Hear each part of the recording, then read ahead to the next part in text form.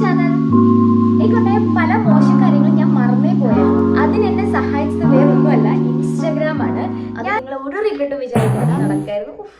Okay, അതായിരുന്നു നമ്മുടെ first achievement എന്ന് പറയുന്നത്. അതായിരുന്നു ഏറ്റവും അടിപൊളിയായിട്ട് നടന്ന കാര്യം. ലൈഫിൽ ഞാൻ ഒരിക്കൽ പോലും ചിന്തിക്കാത്ത ഒരു ഫീൽഡായിരുന്നു ഡബ്ബിങ്. അവളിത് കാണും ഭയങ്കര സന്തോഷമാവുമായിരിക്കും, മേ ബി, പാവം. ഇതായിരുന്നു നമ്മുടെ കഥയുടെ ഫസ്റ്റ് ഹാഫ് എന്ന് പറയുന്നത്. ഇപ്പൊ വരാം ഇന്റർവെൽ വെട്ടിക്കളഞ്ഞിരുന്നു തന്നെ. ഓക്കെ, അങ്ങനെ ഞാൻ എന്ത് ചെയ്തു, നേരെ ഒരു സിംഗിൾ റൂമിലേക്ക് ഞാൻ തൃശ്യ 3 മണിക്കൊക്കെ വിളിച്ചിട്ട് വീഡിയോ കോൾ ചെയ്തിട്ട് കരഞ്ഞിട്ട് ഞാൻ തൃശ്യയുടെ അടുത്ത് പറയും എനിക്ക് പാട്ട് പാടുത്താൽ ഞാൻ കിടന്ന് ഉറങ്ങട്ടെന്ന്.